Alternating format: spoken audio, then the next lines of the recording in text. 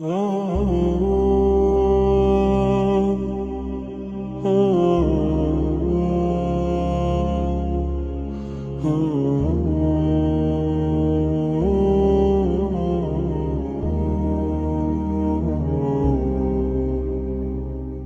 الله الرحمن الرحيم الحمد لله والصلاة والسلام على رسول الله صلى الله عليه وعلى آله وصحبه وسلم. ريزان وخوشويستان السلام عليكم ورحمة الله وبركاته. خم بخوش حال زانم لو خول بيروزا كبشداري دكم إن شاء الله بأميدي أوي لواني بيشي سودي زور باشو تاكتان ورقرتبي و كوتا يكشي وكو خواي قورا فرمي وختامه مسك خواي قورا بيكاتا ختامي خير وبركة چاكا إن شاء الله. بەڕێزان و خۆشەویستان ئەوەی کە لە بۆ مندان درایە کە دادگەری پێغەمبەر صلی الله عليه وسلم و میهرەبانی لەگەڵ خێزانەکانی لێرە لە پێشەچیەکەی دەمەوێ ئەوەتان پێ بڵێم پێغەمبەری خوا صلی الله عليه وسلم ئەو ئاەتانەی لە قورئاندا دەبەزین پێغەمبەریان صلی الله عليه وسلم دروست کرد. ئێستا هیچ کەسێک پاساوی نییە بڵێتن ئەمن کەسێکی چاک نابم لۆ لەبەرەوەی هیچ شتێک لە بەردەستی مندانە. منهەجێکی بەجێ هێشتووە پێغەمبەر صلی الله عليه وسلم کە بریتیە لە قورئان و لە سیرەتی خۆی و لە فەرموودەکانیدا لە بەردەستی کولی یەکێک لە ئێمەدا هەیە. هەر کاتێک دەستمان پێوە گرت ئیدی هیچ گرفتێکی خێزانی ڕوو ناکە. بەڵام کاتێک کە دەستی لێ بەردەدەی لێی دوور دەکەویەوە لەو پەیامە جوانەی کە خوا ناردیتی گرفتەکان و مەشاکلەکان ڕوو تێدەکات. يعني ئەو ئاەتانەی بەسەر پێغەمبەر دابەزی صلی الله عليه وسلم ئەویان پەروەردە کرد و گەیاندانە ئەو پلە بەرزەی کە خوای تەبارەک وتەعالا وەسفی بکە بفەرمووی وئینەکە لەعەلا خولوق عەظیم. يعني واتە ئەگەر ئەخلاق کۆ بکەینەوە بیکەینە گردێک سەرەوە سەرەوەی هی پێغەمبەرە صلی الله عليه وسلم. چونکە عەلا لە لوغەی عەرەبی لە بۆ فەوقیەتە لە بۆ سەرەوەیە. فلسروا أو هي پیغمبر صلى الله عليه وسلم. إيمش هموي مطالبين شاو لبيغمبر كين صلى الله عليه وسلم. دبزانش يعني روجاني إيمه. سندي تاو كردن لبيغمبر إخوة صلى الله عليه وسلم. سير لودا لناوكم ملقاتا ما شاذا كإنسانك جاري واهي أجر لشتيك دا قازانجي بي أو ملي لبوي باركتير لبو مسائل شرعي وأجر زرري بي بهواو آرزوي خوي دكا لوي توشي گرفت و مشاكل دم برزان ستماشاك اخوای گەورە کە باسی مەسەلەی زەواج دەکا ومن آياته أن خلق لكم من أنفسكم أزواجا لتسكنوا إليها وجعل بينكم مودة ورحمة. باسی خۆشەویستی و باسی ڕەحمەت و سۆز و میهرەبانی دەکا لە مەوسوعی زەواجدا. خوای گەورە لە قورئانە دەفەرمێ وعاشروهن بالمعروف. ئێوە لەگەر ماڵ و منداڵ و ئەوانە بەو پەڕی جوانی لەگەڵیان بن. وقسەکانی پێغەمبەر صلی الله عليه وسلم کە فەرموودەکانیتی هەمووی دەلالەت لەسەرەوە دەکا کە ئینسان لەگەر ماڵ و منداڵی گونجاو بی باش بی. تەنانەت یەک حەدیسیشمان نییە ئاماژە بەوە بکاتن کە بڵێ خراپ بن لەگەر ماڵ و منداڵتە یان تەلاقیان بدەن یان نەفەقەیان نەکەن یان عەزیەتیان بدەن. دەی باشە ئەو پەیامە جوانەی ئێمە لە ئیسلامەتیدا هەمانە هەتا ئێستا هیچ فەیلسوفێک و بیرمەندێک ولا علمانیەکانیشدا لە بەردەستیدا نییە. تەماشاکە لە هەموو دنیا بگەڕێ کەسێک هەبی منهەجی هەبی لۆ ئافرەت لۆ دایک لۆ باوک لۆ خوشک لۆ برا لۆ ژیان لۆ هەموو شتێک منهەجیەکی هەبیتن و بتوانی بڵێ کاکە لەسەر ئەو ڕێگایەدا بڕۆ تەماشاکە نییە بەدەستت ناکەوی. لەو ئیسلامەتی جوانە هەرچی ئەتوو دەتەوێ دەچیەوە لای یعنی وەکو سمبولێک وەکو شتێک گوڵێکی جوانی پێداتە دەست وەکو چرایەکی پێ لە تاریکیدا پێدا بڕۆی پێشت ڕۆناک بکاتەوە. بەڵام وەختێکا کە دەستت لێ بەردا لێ گومڕابی و بە دوور دەکەی و بەرەو ئاقاری خراپەدا دەڕۆی. خێزانێک بینە لە ناو ئیسلامەتیدا تەلاق درابی دەستیان زۆر بەدینەوە گرتبی حتمەن یەکەشان دەستی بەردایە حتمەن یەکەشان بەلا ڕێدا ڕۆیشتە لۆیە تووشی ئەو خەلە لە بووینە. ئەتوو لەسەر ڕێگای ڕاستەکە بڕ وأن هذا صراطي مستقيما فاتبعوه ولا تتبعوا السبل فتفرق بكم عن سبيله. جا من لێرە دەمەوێت بەڕاستی ئامۆژگاری خوشکانی بەڕێزبرایانی بەڕێز بکەم لە تەواوی ژیانی پێغەمبەر صلی الله عليه وسلم تەماشا دەکەم گەلێک زۆر خاڵی تێدا زۆر یعنی ئەوانەی پێغەمبەر صلی الله عليه وسلم کە ئەو پەڕی عەدالەت و شێوازی سۆز و میهرەبانی هەبووە لەگەر خێزانەکانی فەئەسحابەکانی خۆشی کە فێر کردیە پێغەمبەری خوا صلی الله عليه وسلم. بەڵام چەند خاڵێکم بە گرنگ زانی ئەوانە کە گرنگترینیانن ئاماژەی پێ بکەم. یعنی ئێستا یەک لەوانە کە وەکو ئەو ئاەتەش تازە خوێندمەوە المەحەبە والتەواضع لە ژیانی پێغەمبەر تەماشاکە صلی الله عليه وسلم. سبحان الله خۆشەویستی هەبووە و ملکەتی و تەواضعیش هەبووە. یعنی ئەو خۆشەویستی پێغەمبەر صلی الله عليه وسلم لە بۆ خێزانەکانی هەیبووە، یعنی تەماشا دەکەی زۆری خێزانەکانی خۆی خۆشویستیە بە ئاستێک بەڕێزانم. یعنی بزانە ئەمە سبحان الله لەگە یەک خێزان جاری وهەیە ناحوێن و مەشاکل هەیە. پێغەمبەر صلی الله عليه وسلم 9 خێزانی هەبووە. پاش نوێژی سبەینان سەردانێکی دەکردن هەمووان، پاش نوێژی عەسران سەردانێکی دەکردن و پاش عیشایان سەردانێکی دەکرد و سڕێکی هەم بە لە کناوی دەماوە. یعنی ڕۆژە 3000 سەری لێدا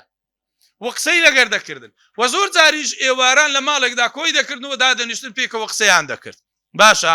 حتا دەفەرمێ کە هەدیەکی لە هات بە پێغەمبەر صلی الله عليه وسلم لە ماڵێک دانرابە دەیکردە 9 بەش لە هەموو ماڵەکانی دەنارد. باشە کەمترین بەشی لۆ خۆی دادەنا پێغەمبەر صلی الله عليه وسلم دەیدا بە خێزانەکانی. لێرە تەماشاکە بەڕێزانم، یعنی تو تەماشا ژیانی پێغەمبەرەکەی صلی الله عليه وسلم ئەو پەڕی مەحەبەتی و حتا بەخۆی کە دەفەرمێ یعنی ئافرەتێک هاتە لای فەرمی یا رسول الله کچەکەم یەکێک هاتە داخوازی زۆر دەوڵەمەندە ئەمە حەزمان لێی بیدەین بە ئەو یەکێکی هاتیە فەقیرە یعنی متوسط الحالە بیدەین بە جیهانیان. پێغەمبەر فەرمی صلی الله عليه وسلم دڵی مەشێنین لەم یورا للمتحابین مثل النکاح. فەرمووی نەدیترا دوو کەس یەکتریان خۆش بوێ زۆر وەکو مەسئلەی نیکاح. یعنی حتا ئافرەتێک لە غەزا گوتیان بابت شەهید بووە، برات شەهید بووە، کوڕت شەهید بووە، کاتێک گوتیان مێردت شەهید بووە هاواری کرد. پێغەمبەر فەرمی صلی الله عليه وسلم پیاو جێی خۆی لە دڵی ژندا زۆر عەنتیکە دەگری. بزانەوە هەموو کەس و کاری پێیان گۆ شەهید بووە کە گوتیان پیاوەکە یەکسەر ئالەوێندە ڕاهەستی بە مەترسی گەورە کرد لێرانە. لۆی بەڕێزانم تو تەماشا بکە، یعنی ئەو مەحەبەت و خۆشەویستی کە باسی دەکەین ئەگەر لاکەت دەزانی چ جێی دەگرتەوە؟ خیانەت جێی دەگرتەوە، خراپەکاری جێی دەگرتەوە، شتێک جێگرتەوە کاتێک کە تو خۆشەویست و عەتف و خێزان نەدرا بە خێزان و بە دەوروبەری خۆت تەواو یەکسەر شتێکی کە دێتە جێی خراپ جێی دەگرتەوە. یعنی خەڵکێکی وا هەیە ئێستا هەر پێی عیبە بڵێ مەسەلەن من خێزانی خۆم خۆش دەوێت. چی تێدا؟ پێغەمبەر صلی الله عليه وسلم لە مەجلیسێک دانیشتە بوو عەمری کوڕی عاس لە غەزایە داهاتەوە بەسەر کەت بوو غەنیمەتی هینا بوو. فەرمی یا رسول الله خۆشەویستترین کەس لەکنت چێیە؟ ئەو خۆی نیشانە داکانەوە من لە غەزایە داهاتیمەوە. پێغەمبەر فەرمی صلی الله عليه وسلم ئەبوو بەکری صدیق فەرمی دەمەوێت لە پیاوان یا رسول الله لە ژنان یعنی ئەوە لە پیاوان نەتوو گوتن. پێغەمبەر فەرمی صلی الله عليه وسلم عائشەم لە هەموو کەس خۆشتر دەوێت. یعنی دەربڕینە هی خێزانی خۆی لە ناو ئەسحابیشدا. یعنی ئێستا ئەمە جاری واگە کابرا بڵێ خێزانی خۆم خۆش دەوێت لەوانێ پێی بەشتێکی سەیر تەماشای دەکە. پێغەمبەر وای گوتی صلی الله عليه وسلم لۆ پێت شتێکی سەیرە جالوێ کە تو خۆشت ویست ئەو خۆشویستنە وای لێ دەکاتن ئەوەندە مەحەبەتت لۆی بی کەسی دیکەی لە دڵدا وجودی نەبیتن. لە کتابێک شتێکی زۆر خۆشم خوێندەوە باسی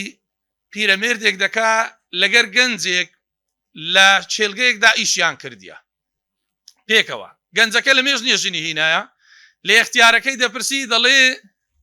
دەڵێ باشە ئەبن لۆ لەگە خێزانەکەم زۆر بینم باش نییە بەس حاجیەکە ئینتیباهی دەکرد کە ئەو پیاوە ئەو گەنجە بڕێک لا بەلاو ئەو لا ئەولای هەبوو ویستی تێی بگەینی گوتی سبەینێ جوابت دەدەمەوە سبەینێ وەرە. گوتی باش سبەینێ هاتەوە گوتی حاجی سوالەکەی من لەبیر مایە. گوتی بەڵێ. گوتی جوابەکەی چ بوو؟ لۆ مەحەبەت زۆر لە مابینی من و خێزانم نییە. گوتی جارێ بڕۆ ئەو ئاوم لۆ بکەوە بەلوعەکە جیرای تۆ لە ڕێدا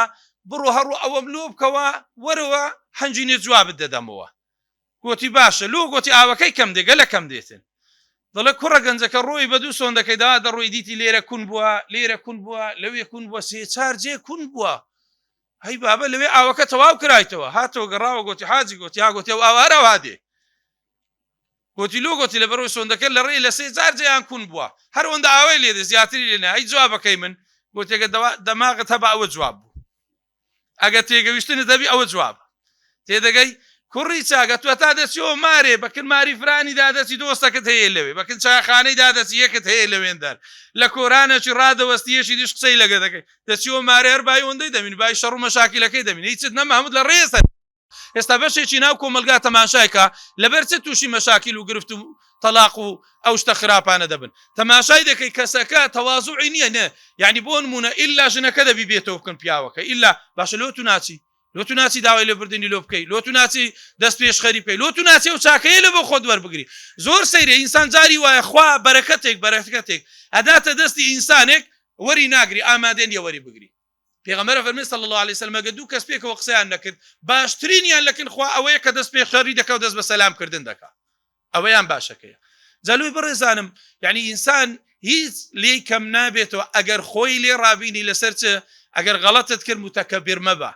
ئەگەر غەڵەتت کرد لێ مەگەڕێ زۆر بخایێنی یەکسەر غەڵەتی خۆت چار بکە یعنی ئەوڕۆ چاریکەی باشترە برینێک لە جەستەتدایە بە پلاستەرێک چادەبی لۆ ئاو دزی دەکەی دوایە بە عەمەلیات چابی لۆ وای لێ دەکەی و هەجەیەکەی گەورە بیتن و خراپبی دکتۆر بنێ و لۆ هەپیسی و بۆ گەنیت کردیە لێ لێی مەگەڕێ بە درێژەی بچێشی جاوە یەک لە خاڵەکانە بەڕێزانم هی تەماشاکەی ژیانی پێغەمبەر صلی الله عليه وسلم کە ئەو عەدالەت و دادپەروەری تێدا بووە خێزانی خۆی خۆشویستیە و لەگەڵیاندا بووە و پێغەمبەر صلی الله عليه وسلم بەو پەڕی تەواضوعەوە قسەی لەگەر خێزانەکانیدا کردووە دووەم بەڕێزانم تەماشا کە پێغەمبەری خوا صلی الله عليه وسلم نەرمونیان بووە لەگەر خێزانەکانی یعنی تەماشای کە ژیانی پێغەمبەر صلی الله عليه وسلم تند و تیژی نەبووە یعنی تۆرە تەماشاکە ئێستا زۆرترین گەرفت لەناو کۆمەلگا خاستن لە ڕێکخراوی ئافرەتەکان هەیە شەڕیانە لەگەر ئەو ئاەتەی وەضریبوهن خوا باسەکە ئافرەت دەگەر فعیضوهن وهجروهن في المضاجع وەضریبوهن یعنی لێیان بدەن نابی ئیهانەی لە ئافرەت خۆ باسی ئافرەتی خراپەکری خۆ باسی ئافرەتی چاک ناکری تۆ خوا نەخواستە یەک زلە لە ئافرەتێک بدا ئەگەر گردن دازانەکە لە ڕۆژی قیامەتە ئەو زلەیەت لێ دەدەنەوە یان بای ئەو زلێ حەقت لێ دەستینەوە خوا ئەو حەقی لەسەر بەجواب دێتن بەڵام لێرە ئەمە وەرە سیرەی پێغەمبەر صلی الله عليه وسلم تەماشاکە حیاتی پێغەمبەر صلی الله عليه وسلم کە دەڵێن نەرمونیان بووە نوە خێزانی هەبووە پێغەمبەر صلی الله عليه وسلم عائشة وصفی دەکا ما ضرب رسول الله صلى الله عليه وسلم بيده قط لا امرأة ولا فرسا ولا حيوانا ولا شيئا إلا أن يجاهد في سبيل الله دەڵێ پێغەمبەر صلی الله عليه وسلم بە ژیانیدا زلێشی لە خێزانەکانی نەدایە ئێمە مطالبین چاو لە چێکەین لە پێغەمبەر صلی الله عليه وسلم دەتوانی يعني بس تماشاكا موقفك تماشاكا إما دلين أو داد بروري في غمبر صلى الله عليه وسلم كواتا قصدي من يكش تبرز أن تماشاكا يعني كواتا دكريت جياني إنسان هتام مردني بسر ببابا بيليدان لخيساني دكريت لو تك في غمبر صلى الله عليه وسلم توانيتي أو تانموني في غمبر صلى الله عليه وسلم نو خيزاني هبوا شر مشاكلي شبو لماريان قرفتي شبو لماليان بلان بناي لو سنبرديا بناي لبو ليدان نبرديا لو يفرمي عائشة پیغمبر صلى الله عليه وسلم فرمي يا عائشة عليك بتقوى الله والرفق فرمي عائشة يقل أخوة بترسدول نرمونيان بچ كفرمي نرمونياني لهرشتك بجواني دكا ولا هرشتك ليت بس تندريتو ناشرني دكا إلا واتتو تماشاكا اگر بتوي لجيان دا باش بجي پنا لو تندي برانبر بآفرد مبا لو تك وصيتي پیغمبر صلى الله عليه وسلم واستوصوا بالنساء خيرا واتا پیغمبر صلی الله علیه وسلم وصیتی کردی لەگەر یانە باش بوون ماڵی هەموو ڕۆژێ لێدانی تێدا یعنی زۆرم پێ سەیر دێ یعنی و کابرایە لۆ دەستی خۆی لەگەر لێدان لێ ڕاهینایە یعنی من ڕۆژە گەنجە کاتەکەم گوتی مامەستا ژنم مینایە دەرمێ تەلاقی دەم بەس ئەوەندەی کە گونجاو بی گونجاو دەڵێم چکان دەشتی تێدا بۆ قیسەکە هەر بەکەلێک مەجلیسێ نایە بەس ئەوەی بەکەلێک بێ بەکەلێک بڕەچی بگونجێ بەڵێ کاکە وەڵا ئەوە مارەم کردیا ماوەی چەند مانجێکە ئێستا شاتیمە مامەستا لە بۆم تەلاق بدەیەوە ئەی چەند مانگەکە لۆ تەلاقی دەی برای بەڕێزم وەتوڵا بینمان ناگونجی ئەو فترەی گواستنەوە بواە ئەو پەڕی خۆشی و عەتف و عنان و سۆز لە مابەینتانە بە نەرمونیانی و خۆشویستن وەڵی فەرم گوتی مامەستا تا ئێستا چەند جارێک چووینە دەرێ ڕاستی دوو جاریشم لێدایە لە دەرێ دوو جارم لێدایە تۆرە تەماشای کە هێشتا نەیگواستەوە دوو جاریشی لێدایە یعنی تۆ بەس تەماشا ئەو تەسویرەکە باشە ئەوە ئیقتیدا بە سونەتی پێغەمبەرەکە صلی الله عليه وسلم بە ژیانی ئەو دەکا یاننا نایکاتن نا يعني ما فرت دەکا خۆ زۆر زمانی هەیە و هەندێک قسان دەکا کە بێدەنگی دانیشی و هەلو خۆت بە بێدەنگی دانیشی و ملکەزوی و چ قسان نەکەی ماوەچی زۆر قسان دەکات دوایە بێدەنگ دەبی و سلام عليكم ورحمة الله وبركاته بابینەوە دەست پێکەینەوە لای ڕەقیبی خلاص مەوزوعەکە کۆتایی پێ دێ سکوت دەکەی هیچ گرفتێکت نابی بەڵام قسەک لێت و قسەک لەوی گرفت دروست دەکا بەڵام بێدەنجی بنوێنە لەسەر خۆ بە هادی بە چونکە تو تەماشاکە بەڕێزان گوناحە ئینسان ككسك درقتي بقوتي لبرامبر بكات بيني پیغمبر صلى الله عليه وسلم درباري افرتي فرمو فانهن عوان عندكم فرمي اوانا اسير للاي ايوا يعني اسير استا انسان لشر دا بيغري لشر دا بيغري كسشي فينا ما زلشي لدا دەلالەت لەسەر نامەردیەکەی دەکات لۆ چووکە ئەو بەشەرە چەچی پێ نەمایە عیفە ناشیر ناتوو وەکو مسلمان کە ئەسیرت گرت لێی بدەیت بەڵکو خوای گەورە فەرمێ ويطعمون الطعام على حبه مسكينا ويتيما واسيرا نەفەرمێ خواردنی پێ بدە ئەسیر نەک لێی بدە نەک عەزیەتی بدە باشە لێرە تەماشاکە پێغەمبەر صلی الله علیه وسلم ئەوها تەسویرێکە داتە بەردەستت کەسێک ئەسیر بی خۆی تەسبیل کردی کوورەگەل نامەردی و ناڕێکە ئینسان وەری گەڕێتی و لێی بدا و تەسەڕوفی زۆر ناشرین بەرامبەری بکات جالوێ تەماشا سیرەتی ژیانی پێغەمبەر کە صلی الله علیه وسلم بەبێ لێدان ئیشەکە جێبەجێ بووە باشە بەس لەو مەرحەلەیەدا بووە فعیضوهن وهجروهن في المضاجع نەیگەیانتە ئەوەی وەضربوهن حتى لێدان ئێمەش مطالبین سنەتی پێغەمبەر صلی الله عليه وسلم جێبەجێ بکەین و لە دوای ئەودا بڕۆی باشە حتى إمام عمر شو خدمت پیغمبر صلى الله عليه وسلم فرمي يا رسول الله ذئرنا النساء افرد جرأتيان پیدا بوا اما لبرتو ناويرين ليان ديدري ليان مدن فجرأتيان پیدا بوا حيايان بردينا هاوار من لسدكن هندي وقو إمام عمر رحمتي خوالي بخو زلامة شو تنبو دي نجدكرا يعني مزالي قسكردي تيدانبو زوري لحاحلة پیغمبر صلى الله عليه وسلم ضل فرخص النبي صلى الله عليه وسلم في ضربهن رخصتي دا يعني فرمي لحالتي ضروري باشا فاو قسەی بڵاو بوو بڕێک مشکلە پەیدا بوو ئەو لە ژنیدا و پێغەمبەر صلی الله عليه وسلم ڕخسەتی دا ئافرەت خڕبوونەوە خۆگەمەنی ئافرەت هەفتە ئافرەت خڕبوونەوە بە دەوری ماڵی پێغەمبەر دەستوورا صلی الله عليه وسلم پێغەمبەر هاتە دەرێ صلی الله عليه وسلم دیتی مزاهرە هەرا هەفتە ئافرەت خەگەلە زۆرە خیتابەکی لە بۆدان فەرمی ئەو پیاوانەی لە ژنەکانیان داوە ئینسانی باش نینە ئینسانی خراپن یەکسەر دەستیان هەرگرت تەوا پیاوی باش نینە ئەگەر پیاوی باشبان لە خێزانیان نادان و هەفتە ئافرەت ئێستا بەدەور و بەری ماڵی پێغەمبەر صلی الله عليه وسلم بسوورەتەوە بڵن یا رسول الله لەبەرچە ڕوخسەتتدایە و ئەو جارە پیاو مەغرور بووینەوە ئەو تا دەستیان بە لێدان وشتی وا کردیە بەڕێزان تەماشاکە هەندە شتێ مادەم دەتوانی جێبەجێ بکەی حەلی هەیە پەنای لە بۆ توندیەکەی نەباتن پیاو و ئافرەتیش وە نەکا پیاو بگەوتا و حاڵەتەی تووڕەی بکاتن ئێستا مەجاری وایە ئافرەتێک تەلەفۆن دەکەم مامەستاتە ئێستا 100 جاری لێ دایمە با بە نوهەتونوی خەتای پیاوەکەی بەو جارە لێ هێشتت خەتای توبی یعنی جارێک فکرت نەکردەوە لەبەر چیە لێت دەدرێ 1 2 3 4 جارێک دووبارەی مەکەوە یعنی ئەو تیکرارکردنەوە عینادی و کە لە ڕقی و قسەگوتنە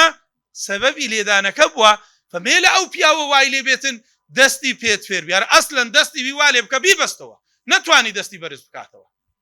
جاوش نقطەیەکی گرینگە لە ژیانی پێغەمبەر تەماشاکە صلی الله عليه وسلم ئەو پەڕی هادی و لەسەر خۆی پەنای لۆ لێدان نەبردی قەت ئەبەت لۆ حەلکردنی مشکلە پێغەمبەر صلی الله عليه وسلم پەنای لە بۆ لێدان نەبردیە دەی ئێمەش متەبیعی پێغەمبەری صلی الله عليه وسلم پێویستمان بەو ڕێگایەدا هەیە پاشان بە تعلیم پێغەمبەر صلی الله عليه وسلم تەماشا ژیانی کە خێزانەکانی غەڵەتیان کردووە و خەڵکی دیکە غەڵەتی کردووە پێغەمبەر چی کردووە صلی الله عليه وسلم ئیشی ئەوە بۆ بەس ئەوەندە تێی بگەنی کە زاری دیشتی ئەوها مەکە زۆری لێ ڕادەهینان ئەو ذکرە بکەن ئەو تاعەتە بکەن ئەو عیبادەتە بکەن ئەوەندەی مەشغول کردبوون بە عیبادەت و تاعەت و ئەزکار و شتانە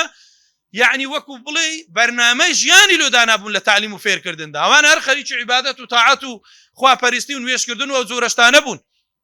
نێ هەشت مەجالێک و فەراغێکیان بی یعنی بەردەوام جا پرتە بۆرەیان بێ یان دەنگە دەنجیان بێ باشە تەماشاکە پێغەمبەر صلی الله عليه وسلم یەک جار گوێی لێ دەبی بصفية قلت لي يا رسول الله صفية كأنها قصيرة عائشة دفرمي يا رسول الله صفية بجدي كرتة دزاني إيستا وقصية لكن ما أو وقصة أو تسيا وهرفاكية ديخو هر تقصرت لي وده كرتة تسيا إيستا بوكا شي بمنطقة شي دابينة باجن لدريبن زان أورو هواري يشي تنقونا أحيان لو دنسري یەک دەڵێ کورد بوو یەک دەرە زەعیف و یەک دەرە خۆی خەسار کرد یەک دەرێ و ئافرەتە بەکەلگنا یەک دەرێەوە هەموو دم و چاوی تەجمیلە یەک دەرێ یعنی کەسێک ناڵێ بابە پیرۆز و مبارەکی بی خلاص هیچ ئیشی بە مەدانی کابرا پێی ڕازیە مبارەکی بی تەواو لەو گۆڕەی کۆمەڵێک ناوی لێ دەنێن ئەو ئافرەتەی خێزانی پێغەمبەر صلی الله عليه وسلم بەس فەرمووی سەفیە بەژنی کورتە خلاص دەزانی چی پێ فەرمووی پێغەمبەر صلی الله عليه وسلم لقد قلت كلمة لو مزجت بماء البحر لمزجته فرمووی قسەیەکت پێگۆ ئەگەر ئەو قسەیە لەگە ئاوی بەحر تێکەراوکەی بۆ گەنی دەکا ئەوە ئاگادار بوونە یعنی ئەوە ئاگاد لێبی جارێکی دیکەشتی وانەڵێ ئەوە هەمووی تعلیمە فێرکردنە ئەو خێزانە لەگەر ئەو خێزانە کەمترین قسە پێی مەڵە بەژنت کورتە پێی بڵێ کەشخەی پێی بڵێ جوانی پێی بڵێ ڕێک و پێشی پێی بڵێ سیفەتی چاکت هەیە لە پێغەمبەریان پرسی صلی الله عليه وسلم خێزانەکانی فەرمیان یا رسول الله لە پاشی تو چێ لە هەمومان باشترە فەرمووی ئەطوەلکن یەدەن چێ دەستی لە هەمووان درێژتر بی ئەو لە هەمووان زووتر دەگاتە من یەکسەر عایشە دەفەرمێ مەمان زانی ئەوەیە دەستمانی نا لە تەنیژێکدا نەبزانین چێ دەستی لە هەمووان درێژتر دوایێ فکرمان لێکرد مەوزوعەکە سەدەقە بوو خێر بوو چێ لە هەمووان دەستی باڵاتر بی لە سەدەقا و پێشی ئەومان نەگاتە پێغەمبەر صلی الله عليه وسلم یعنی لێرە پێغەمبەری خوا صلی الله عليه وسلم لە بینی خێزانەکانی قسە موداعبە یعنی شتی خۆش ئەوانە هەموو لە مابینیاندا هەمووی بە فێرکردن نەیهێشت پێغەمبەری خوا صلی الله عليه وسلم مەجالێک بێتەوە لە بۆ شەڕکردن لە بۆ فتنەکردن لە بۆ مەشاکل پەیداکردن یعنی جارێکیان یەک لە خێزانانی پێغەمبەر صلی الله عليه وسلم دائما لە مابین ئەو کابرای دوو ژن و سێ چاری هەبی جا پێغەمبەر صلی الله عليه وسلم نۆ خێزانیە بووە یەکیان خواردنی لۆرارد بوو خواردنەکە خۆش بوو عایشە چاوی پێکرد هەتا نەگاتە دەست پێغەمبەر صلی الله عليه وسلم تو سبحان الله تصور کە ئافرەت چ سەیرە یعنی چ شتێک کائینەکی عەجایبە بەڕاستی غیرەکەی گەلە زۆرە یعنی ڕاست دەستی خۆی بە قاپەکەی دادا بەریدا و شیوەکەی ڕژاند و قاپەکەشی شکاند موقفی پێغەمبەر صلی الله عليه وسلم چییە لۆ ڕێشتت لۆ وات کرد فەرمووی ئەوەی ناردبووی بڵێ دەستی خۆش بێ عایشە قاپە شکایەکە لۆت و ئەوەی کە شکاندەوە فەساغەکەشی لە بۆ ناردەوەی عایشەی گوتی برێ دەستت خۆش بیتەوە مەوزوعەکە کۆتایی هات یعنی تۆ بەس تەماشا ئەو شێوازەی پێغەمبەر کە صلی الله عليه وسلم کەس هەیە ئەوە پێ تەحمل بکرێ خواردنێک لە بۆی بێ کورت و جاری وای لە مەطعەم دانیشتی شاگردی قوربەسەر ڕۆشە تا هێوارێ خواردنی دەینی و دەبا خواردنەکی لە دەست بەردەبتەوە بە کابرای دەکەوی یان ناکەوی کۆرە بووی چاوت نەیدی دەرێتە کابرای دەریکەوە بەکەلک نایە ئەو ئەتەکێت وشت نازانی ئەوە خێزانیتی پێغەمبەر صلی الله عليه وسلم شیوەکە تایبەت لە بۆ ئەو هاتیە ڕژاندی نەیهێشت محەممەد المستەفا بخوا صلی الله عليه وسلم تێگەی ئەو قاپەی قەدیمی شەمووی ئەو هەوەکو گۆزە و شتیوا بوو لە قوڕ دروست دەکرا شکا پێغەمبەر صلی الله عليه وسلم فەرمووی غارت ئومکم غیرەتی جوولا داکتام زانە چی کرد خۆ نەیهێشتنانەکە بگاتە دەستمان بەس کێشە نیە برێ دەستی خۆش بی جامێکی ساغ و قاپێکی ساغی وەچی خۆی لە بۆیان ناردەوە و فەرمووی شکایەکەش لە بۆ خۆتەگرا بەڵام لێی نەدا بەڵام شتێکی خراپی نەکرد بەرامبەری پێغەمبەری خوا صلی الله عليه وسلم جەلۆی بەڕێزانم دەڵێم ئینسان جاری وا هەیە بە تعلیم بە ئوسلوب زۆر جاری وایە زۆر شت هەیە پێغەمبەر صلی الله عليه وسلم هەموو ژیانی تەماشاکە بەس بە حیوار و بە قسەکردن و تێگەویشتن بووە پاشان نقطەیەکی دی زۆر گرنگە بەڕێزانم پێغەمبەر صلی الله عليه وسلم تەعاملێکی جوانی هەبوو بە کردەوە نیشانی خێزانەکانی دەدا و نیشانی ئەسحابەکانی دەدا یعنی تەماشایان دەکرد زۆر معجب بوون بەو تەسەڕوفاتەی پێغەمبەری خوا صلی الله عليه وسلم کە ئەنجامی دەدا یعنی تو وەرە تەماشاکە خوای گەورە کە وەصفی پێغەمبەرەکە صلی الله عليه وسلم دەفەرمێ ولو كنت فظا غليظ القلب لانفضوا من حولك ئەگەر تو ڕۆتون با کەس لە دەورت کۆ نەدەبەوە هەمووی لە دەوری کۆ دەبنەوە لۆ چکە پێغەمبەری خوا صلی الله عليه وسلم مامەڵەیەکی زۆر جوان و ناسک و لەسەر خۆ هادی لەگەڵ خێزانەکانی دادا ئەخە پیاو مەطلوبە وا بکە ئافرەتیش بە هەمان شێوە مەطلوبە وا بکە ئەو پەڕی مامەڵەیەکی جوان ڕێک و پێک یعنی بتوانی بگونجێ لەگەر پیاوەکەیدا ئەم زۆر جار سەیرم بە ئافرەت دێت تەلەفۆنە کادرە مامەستا لەگە پیاوەکە مشکیلەمانەیە چ بکەم باشە دەڵم ئەگەر خراپی باش بەگە باشی باشتر بە یعنی کو مامەستا گوتیزە چ دەری زەدوەلەکە لۆ بنووس بۆ لۆت بنێرم با بە تەسەڕوفی خۆت بگۆڕە یعنی ئەوەی ئێستا تەلەفۆنت لۆ من کردیە ئەوە خراپەکەیە بیگۆڕە بە باشە معامەلەکە بگۆڕە بە جوانتر بیگۆڕە یعنی ئۆفەری باشتر تەقدیم بکە ئەتو ئەو گرفتەی هەتە ناتبینێ با ئێستا تەماشا ژیانی پێغەمبەرکە صلی الله عليه وسلم یعنی تۆ تەسەور کە تا ئاستێک پێغەمبەری خوا صلی الله عليه وسلم حوشتریان داناوە خێزانی دێ پێغەمبەر صلی الله عليه وسلم چۆکی مبارەکی دادەنێ دەفەرمێ پێت لەسەر چۆکم دانێ بەسەکەوە ئەسحابی پێغەمبەری صلی الله عليه وسلم هەمووی دەبینی خێزانێکی دەیەوێ بەسەر حوشترکەوی بەڵام لەسەر چۆکی مبارەکی پێغەمبەر صلی الله عليه وسلم دەفەرمێ پێت دانێ ئەو جا بەسەرکەولەوەی بەرنەبیەوە یعنی ئێستا ئەو تەسەڕوفە ئەگەر بێنە ناو کۆمەلگا دای بنێ لە پیاوان بۆ نمونە ئەگەر کەسێک دەرکەی لۆ سەیارەی لۆ خێزانی بکاتەوە چ مشکیلەیە هیچ گرفت نییە مەقالەکەم خوێندەوە زۆر سەیر بوو دڵێ کابراەکەم ڕۆژێ دەرکەی سەیارەی لۆ خێزانی دەکردووە مامەستایەک زۆر پێی معجب بوو گوت وڵای دەڵێم مێرد بە تو بکەم ئەتۆم ڕۆژێ دەرکەی لۆ سەیارەی لۆ خێزانت دەکەی گوتی بابە بەسە هەوو مەسوو دەرکەکە لە دوی ژۆرێ نابتەوە من لە سوڕێمەوە لە دەرێ دەکەمەوە تێدەگەی ئەوە حتا ئەوەن دەشی پێ باشە ئەوە تۆ هەردووچیان تەماشاکە ئێستا لە جیهانیان قورستر و ساهلتر و سەیرترە پێغەمبەر صلی الله علیه وسلم چۆچی دانایە ئەسحاب تەماشایەکەن خێزانەکەی بێ پێی لەسەر دانێ بەڵام ئەویش زۆر مؤدەب بوو پێی لەسەر دانەدەنا چۆچی لەسەر چۆچی پێغەمبەر دادەنا صلی الله علیه وسلم ئەوجا بەسەر دەکات یعنی ئەو مامەڵەیە ئەسحاب دەبینی ئەویش یەکسەر ئۆتۆماتیکیان لەگەر خێزان و منداڵەکانی بە هەمان شێوە تەسەڕوفێکی جوان دەنوێنیتر مامەڵەی ژیانی پێغەمبەر تەماشاکەی صلی الله علیه وسلم هەموو پیاوەک خۆی لەبەر چاوی دەکەوی هەمووی بەبێ ئیستثناء چکە تەماشاکەی ژیانی پێغەمبەر صلی الله علیه وسلم تەماشا خۆم دەکەم کورە مەلای چ و سەیدی چ و شەیخی چ و دەروێشی چ و حاری چ هەمووی لە پاشە هەمووی لە پاشە و زۆریش کەم تەرخەمە ئەخە ژیانی پێغەمبەری خوا صلی الله علیه وسلم تەماشاکە ئەوەندە لۆ خێزانەکانی چوویتە پێش ئەوەندە لەگەڵیان نەرم بەوەندە قسەی لەگەریان خۆش بووە ئەوەندە دڵی ڕاگرتینە ئەوەندە لەگەڵیان چاک بوو ئەوەندە یارمەتی داینە یعنی تەماشا ئەو ڕۆژگاری ئەو ڕۆکە دەکەی بەڕاستی پیا و مقصرە ژنیش بە هەمان شێوە تەماشا خێزانانی پێغەمبەر کە صلی الله علیه وسلم دەنگۆ ژیانیان بخینەوە ئەوجا دەزانن ئافرەت چەند کەم تەرخەمە ئەوڕۆ بەرامبەر بە پیاوەکەیدا بە هەمان شێوە لۆی بەڕێزانم بەڕاستی ئەبێ ئەو تەسەڕوفانە بگۆڕی ئێستا پێغەمبەر صلی الله علیه وسلم معادلەیەکی لۆ دانای ئەگەر لە ڕووی نەفسی و تەماشای بکەی بەس ئەوەندە کافیە دەفەرمێت چ لا صحيح مسلم ده فرمي لا يفرق مؤمن مؤمنة إن كره منها خلقا رضي منها آخر أو حديثة شنجوانة بس تماشايك لروي ما ملكنه پیغمبر فرمي صلى الله عليه وسلم إيمان داريشي بياو رشي لآفرتيشي إيمان دار نبتو كخيزانيتي أجر روشتيشي بدل نبو لبروي أجر روشتي كد بدل نبي بلام يشيد كد بدله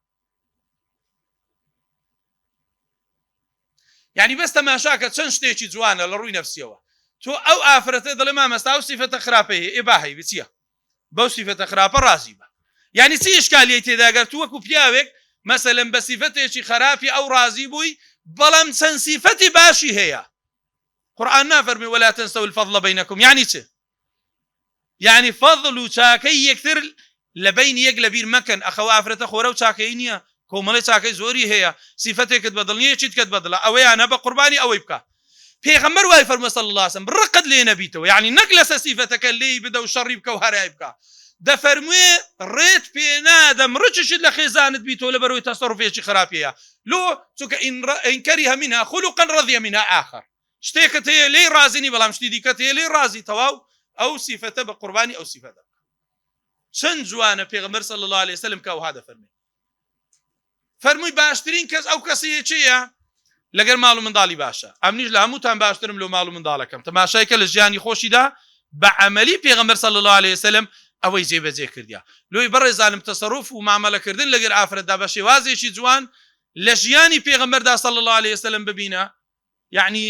زۆر شتێکی جوان بووە لە یەک لە سەفەرەکاندا عایشەی لەگەدا بۆ ڕەزا و ڕەحمەتی خوای لێ بێ جەیش ویستی بڕوە جەیش کامل عایشە فەرمی یا رەسوڵ الله خەناوکەکەم بزر کردیا اي تشوفكن خناوك بزربوه جيش بتما بروه او حديث صحيح بخاري ده پیغمبر فرمي صلى الله عليه وسلم باش دقرين تاده بينينو هو پیغمبر صلى الله عليه وسلم دقري اصحاب تشوفكن اواني شسان كاكا بهمو تام قرين او زي شبه كامل لدوسي دقرا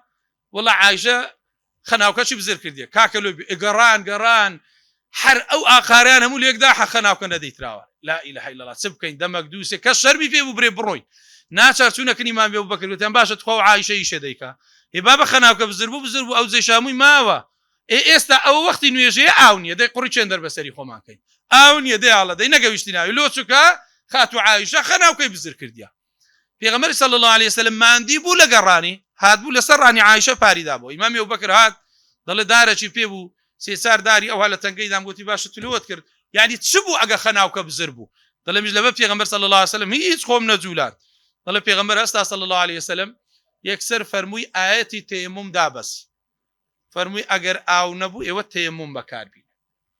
وسيدي كوري حضير فرموي ما هي بأول بركتكم يا أبا بكر أو أول بركة قونية يعني خوا لسر أو فعل عائشة رضا ورحمة إخوالي وكبزربوني خناوك كيتي آياتي تيمم دابزن أو نيا مشكلة نيا همو تام بتيمم نيجبك همو بتيمم نيجانكر خناوك يشتان ندي ترايتوا إيسب كان ساري وضعك كيف كان عائشة قلت كاكا بابرون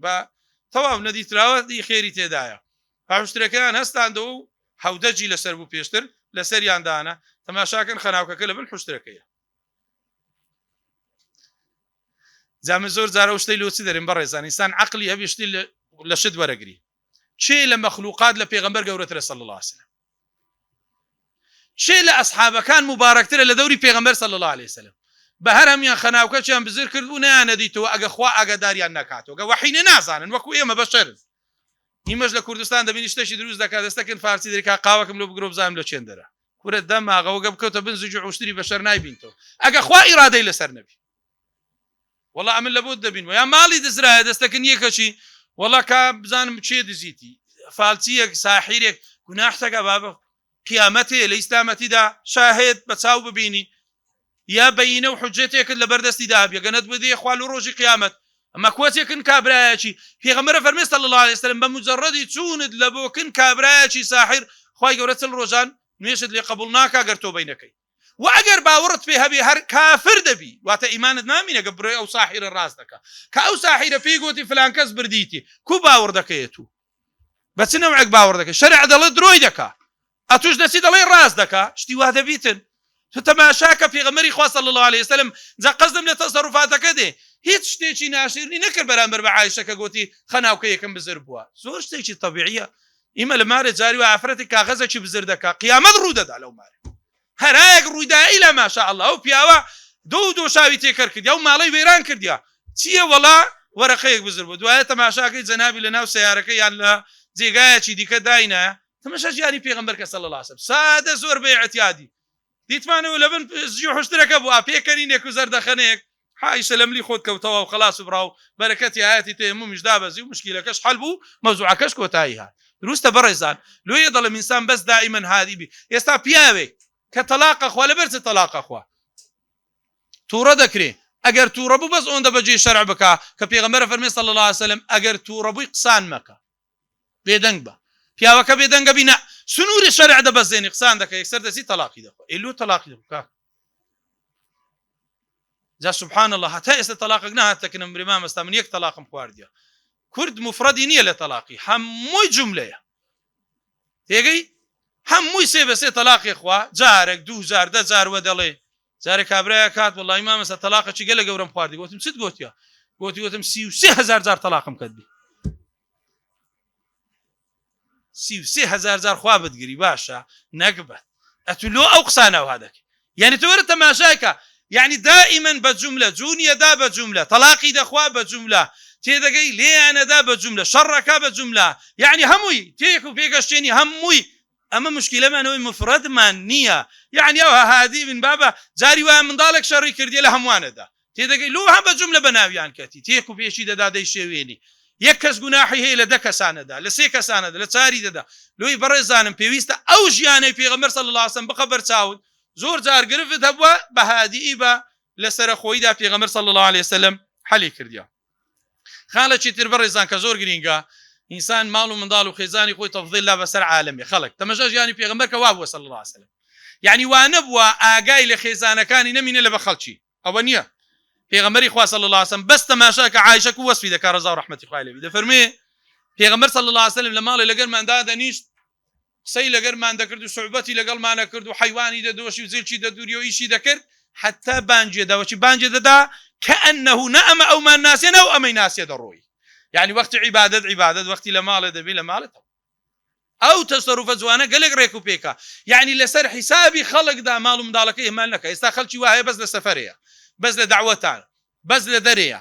بەس لەگەر برادەرانە کە دێتەوە ماڵێ بەس ماندیبوون و ناخۆشیە لۆیە دەبێ بەڕاستی ئینسان یعنی شێوازێک بەکاربینی لە ژیانی ڕۆژانەی خۆیدا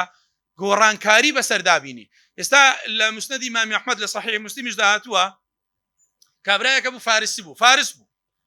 جیرانی پێغەمبەر بوو صلی الله عليه وسلم هات فەرمی یا رسول الله خواردنم زۆر خۆشە فەرمی دەزانم بە بۆنی ڕادیارە کە خواردنی لێنا سبحان الله بەو زاراوەی ئێستا بڵێ شێفێکی هەند چاک بوو چی دەکرد یعنی بۆنی دەڕۆی خواردنەکەی بۆنی دەڕۆی ئەوەندە بۆنی خۆش بوو هات فەرمی یا رسول الله دعوەتی پێغەمبەر فەرمی صلی الله عليه وسلم عایشەش بینم لەگە خۆم فەرمی نا ژن چییە نایەوێ پێغەمبەر فەرمی صلی الله عليه وسلم ئەمیش نایە یعنی دعوەتەکەی ڕەفز کردەوە بەس لە بەخاتری چێ فەرمی جیرانین ئەو ڕۆژم لەکەن عایشەیە یعنی ئەو نێتن گوتی نابانێ گوتی ئەمیش نایە کابرا ڕۆی گوتی نایەن کەیفی خۆتانە تەواو دوایە چۆ فکری کردەوە پەشیمانەوە کوڕە باشم چۆ خزمەت پێغەمبەر صلی الله عليه وسلم فەرمی یا رسول الله ئەگەر دەکرێ وەرە بەڕاستی فەرمی عایشە بێ یان نێ فەرمی نێ فەرمی ئەمیش نایە کابرا دیسان ڕۆی هەر دەویست بە تەنێبی مەزیسەکە ژنی تێدا نەبی یعنی پێغەمبەری صلی الله علیه وسلم بەتێ جاری سێم هاتەوە پێغەمبەر فەرمووی صلی الله علیه وسلم هەنکە هەر لەسەر قسەی خۆمم حەزت لێ دعوت بکە حەزت لێنێ بڕۆ خۆ حافیزت بی عایشە بێتنە میش دێم نەیەتن نایە باشە ئەو ژنە کۆ پیاوەی خۆش ناوی کو کەیفی پێی نا کو دڵی پێ خۆش نابی بەڵام ئێستا بڕۆ کابرا تەماشاکە بەعەکسەوە ڕێک کابرا پیاوەکەی دعوت دەکات دەڵێ کاکە مار و مندارەشت بینە دەڵێ نایەوێ ئەنە مینان پێویستی نەدەکرد وات پێ دەڵێ بڕۆ بینە یعنی ئەو زۆری پێ احتیاجیە بەخۆی دەڕوا بەڵام ئەو بەزی دێرێ ئەو گرفتە لە ناو کۆمەلگادا زۆر جاری وا هەیە بەڕێزانم تو تەمەشا سیرەتی پێغەمبەر کە صلی الله علیه وسلم لۆ دعوەتێک نەچوو بەبێ خێزانی فەرمووی ئەمن ناچم هەتا ئەویش نەیەتن سێ جار کابرا لێی تیکرار کردەوە فەرمووی ئەبەد نایە لۆ دعوەتەکەت استیجابە ناکەم ئەگەر نەفەرمووی عایشەش بێ کە هادەوزە پێغەمبەر صلی الله علیه وسلم لەگەڵی پێکۆچوون یعنی تۆرە تەماشا پیاوی ئەو ڕۆژکە و ئەو دادگەریەی لە پێغەمبەر بوو صلی الله علیه وسلم ئەو میهرەبانی بەرامبەر بەو ئافرەتە ئەبەو شێوازە بوو کۆتایی قسەکانم بەڕێزان تەماشاکە پێغەمبەر صلی الله علیه وسلم يعني چەند ئوسلوبێکی جوانی هەبوو حتا لە ماڵەوە کە دادەنیشت پێغەمبەری خوا صلی الله علیه وسلم خێزانەکانی وەسفی دەکەن دەڵێن کاتێک نانێکمان لۆ دەبرد تەماشای دەکرێن ئین اشتهاه ئەکەلەه وئیلا تەرەکەه دەڵێ ئەگە حەزی لێ بە پێغەمبەر صلی الله علیه وسلم لە خواردنەکە تەماشا و مامەلە جوانەکە دەی خوارد ئەگەر حەزی لێ نەبا بەس نەیدەخوارد یەک کەلیمە قسەی دەربارەی ئەو خواردنە دەکرد يعني تو بس تماشا و تصرفات جوانەکە شیوێک حەزت لێ نییە بەس بتوانی هیچ قسان نەکەی اعتیادی تەواو بە ئوسلوبەکەی ڕادیارە ئەو خواردنەی نایە بەڵام هیچ قسەشی لێ نەکرد دێ ئێستا زەلامی ئێستا پیاوی ئێستا بینە ئەگەر خواردنەکی عقر نەگرت یعنی لەوانەیە 10,000 دووبارەی دەکاتەوە دەماغت نییە حەیوانی مێشکت نییە چەند جارم پێگوتیە من ئەو نانەی ناخۆم لۆ ئەوەتینە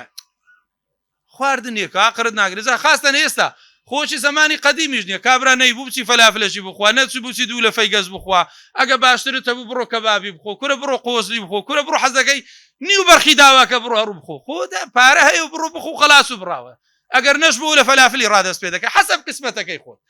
یعنی بەس تەماشاکە لەبەر دەستتدا هەیە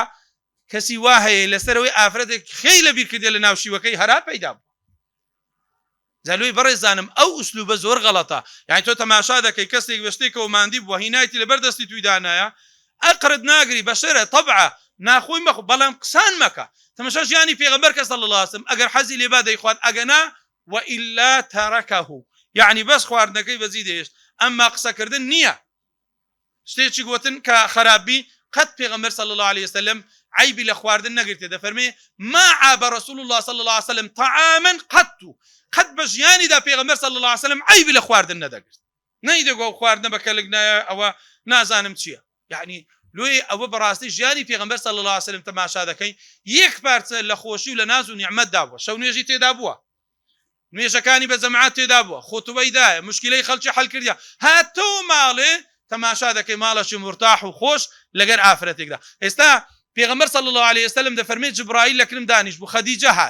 خەدیجە هات فەرمووی جبرائیل فەرمی یا رسول الله خەدیجەی وا لۆ لای تو دێ خێزانتە بڵێ پێغەمبەر فەرمووی صلی الله علیه وسلم جبرائیل بەمنی گوتی بڵێ خوای پەروەردگار سەلام لە خەدیجەی دەکا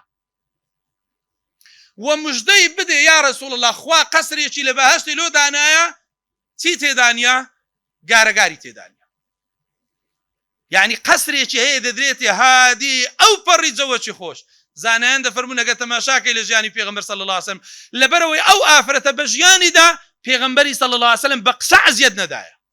لۆی خوای گەورە لە تعویزیان دێ چی دەداتێ قەسرێکی داتێ لە بەهەشتێ کەوا ئەو قەسرە دەنگەدەنگ و گارەگار و شتی تێدانیە باقر دەبی ئەو قەسرێ بە قسمەت هەندێ ئافرەتی کورد بی بێگارەگار بی یەکەکی پەیدا بکەین ببینینەوە دەنگەدەنجی نێ گارەگاری نەکا هەرای نەکا لەسەر هیچ شتێکی ئیشاڵڵا هەبی یا ڕەب